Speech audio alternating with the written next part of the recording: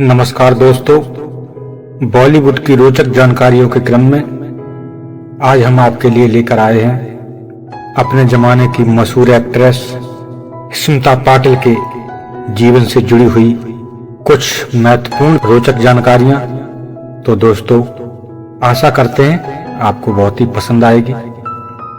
स्मिता पाटिल का जन्म 17 अक्टूबर 1955 को पुणे महाराष्ट्र के राजनीतिज्ञ शिवाजी राव गिरधर पाटिल और सामाजिक कार्यकर्ता विद्याताई पाटिल के यहाँ कुणबी मराठा परिवार में हुआ था। उन्होंने पुणे के रेणुका स्वरूप मेमोरियल हाई स्कूल से पढ़ाई पूरी की।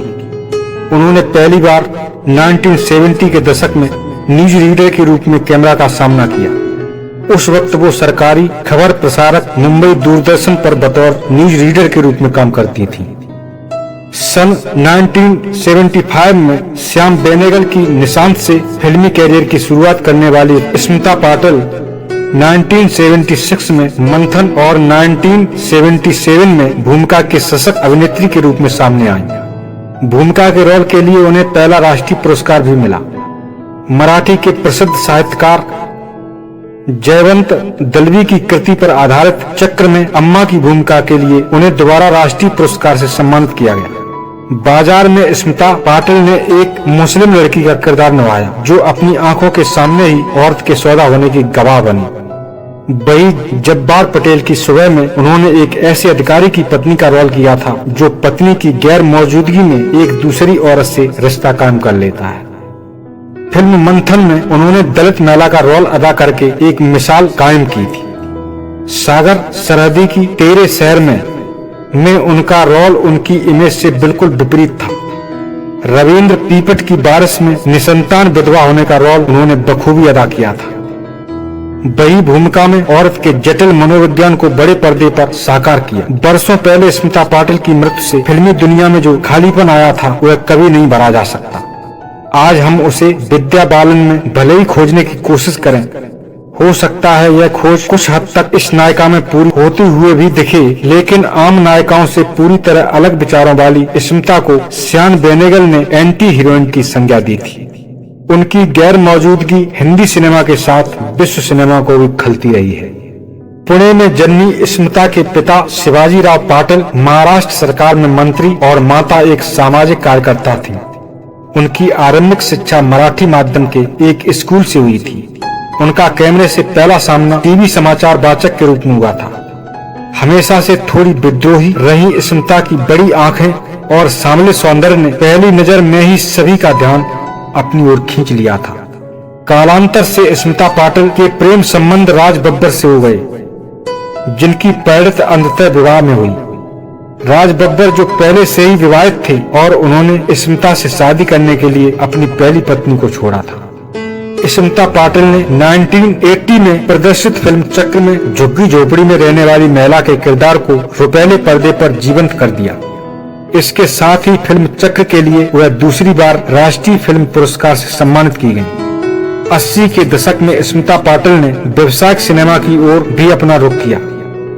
इस दौरान उन्हें सुपरस्टार अमिताभ बच्चन के साथ नमक हलाल और शक्ति 1982 जैसी फिल्मों में काम करने का अवसर मिला, जिसकी सफलता ने स्मिता पाटिल को व्यावसायिक सिनेमा में भी स्थापित कर दिया।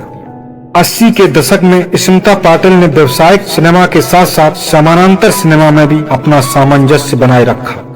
इस दौरान उनकी सुबह 1981, बाजार भीगी पलकें अर्थ 1982, अर्ध सत्य और मंडी 1983 जैसी कलात्मक फिल्में और दर्द का रिश्ता 1982, कसम पैदा करने वाले 1984, आखिर क्यों, गुलामी, अमृत 1985, नजराना और डांस 1987 जैसी व्यावसायिक फिल्में प्रदर्शित हुई, जिसमें स्मिता पाटिल के अभिनय के विविध रूप दर्शकों को देखने को मिले। दोस्तों, स्मिता पाटिल की कुछ चर्चित फिल्में हैं जिनमें उन्होंने जीवंत अभिनय किया है। इनकी फिल्मों की सूची में सबसे पहले आती है 1974। इस सन में उन्होंने 2 फिल्में दी, मेरे साथ चल और सामना। इसके बाद दोस्तों 1975 में उन्होंने 2 फिल्में दी, निशांत और दूसरी चरणदास चोर। इसके बाद दोस्तों 1976 में एक फिल्म दी, मंथन। इसके बाद दोस्तों 1977 में उन्होंने 2 फिल्में दी, जिनमें पहली है भूमिका और दूसरी जयति रे जयत। इसके बाद दोस्तों 1978 में उन्होंने 3 फिल्में दी, जिनमें पहली फिल्म है केंद्रा अनुग्रहम, दूसरी है गमन और तीसरी है सर्वसखी। इसके बाद दोस्तों 1980 में उन्होंने 5 फिल्में दी, जिनमें पहली फिल्म है उनकी आक्रोश और दूसरी फिल्म है अल्बर्ट पिंटो को गुस्सा क्यों आता है, चौथी फिल्म है द नक्सलाइट और 5वीं है अन्वेषणे।